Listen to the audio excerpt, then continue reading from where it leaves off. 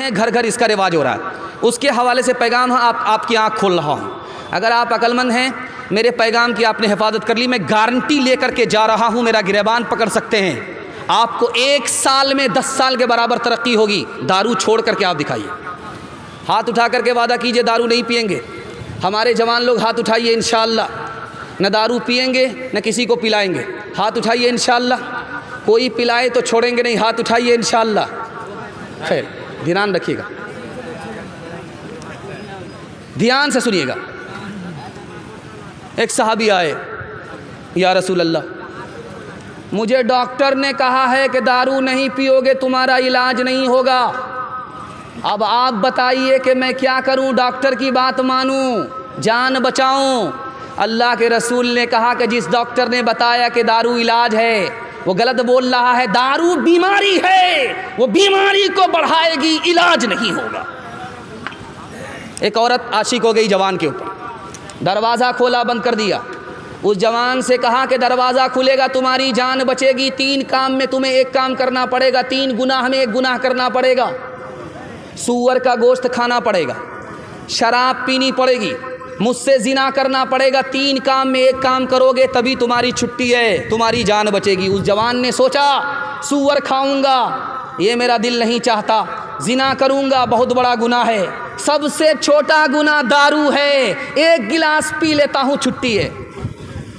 उसने जिस गुनाह को सबसे छोटा गुनाह समझा, वही सबसे बड़ा गुनाह था। जैसे ही एक जान चढ़ाया, सर पर नशा आया, सूअर भी खा लिया, लड़की से जिना भी कर लिया, शराब आई, सारा गुनाह आ गया। एक बात सुनिए ध्यान से, 3 लाख की फौज है, मुसलमान 30,000 हैं।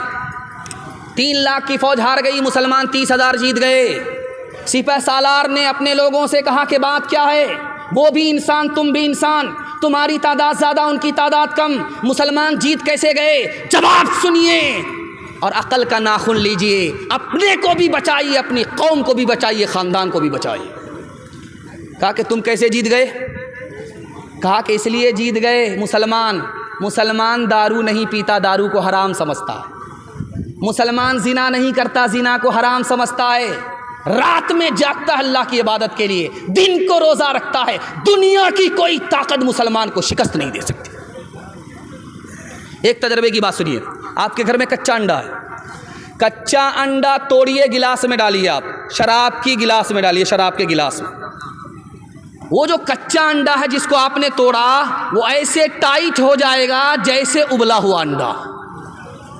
अब गौर कीजिए कि गिलास की गिलास शराब जो अंदर जाएगी, अतड़ी का क्या हाल होगा। दूसरा तजर्बा आपको दिखा रहा, कल आप देख सकते हैं तजर्बा। गोश्त का एक टुकड़ा लीजिए, पानी की बोतल में डालिए, शराब की बोतल में एक टुकड़ा डालिए, 3 दिन के लिए छोड़ दीजिए आप। तो जिस गोश्त के टुकड़े को आपने पानी की बोतल में डाला है वो असली हालत में रहेगा, और जिस टुकड़े को आपने शराब की बोतल में डाला है वो चर्बी की तरह पीला पड़ जाता है। गौर कीजिए कि शराब के बाद अतड़ी का क्या हाल होता है। आप किसान आदमी हैं, अभी धान आने वाला है, मकई से आप निकले हैं धान करने वाले। अल्लाह करे कि आपको बारिश मिले और धान की खेती अच्छी हो। मदरसे से वादा करें चंदा ना दे, हाथ उठाइए इंशाअल्लाह। खैर, माशाअल्लाह। तो उसमें देखेंगे आप स्प्रे करते लोग, अथवा बथुआ को जलाने के लिए, भस्म करने के लिए स्प्रे करते हैं। तो वो जो पीठ पर मशीन होती है उसमें दवाई पानी में घोल करके स्प्रे करते हैं।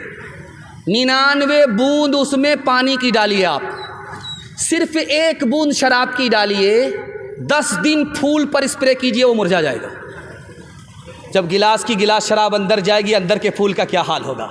मैं हाथ जोड़ करके आपसे कहता हूं, 1 साल आप दारू छोड़िए, 10 साल के बराबर अल्लाह आपको तरक्की देगा। दुनिया पीछे होगी, आपको कोई पीछे नहीं कर सकता। एक जवान दारू की बोतल लेकर के पास हो रहा था। हजरत उमर ने रोका, कमर में कोड़ा बांधे हुए थे। कहा, ओ जवान रुक जाओ, दारू की बोतल दबा करके किधर जा रहा है। जवान की नब्ज़ ठार हो गई, पेशाब रुक गया।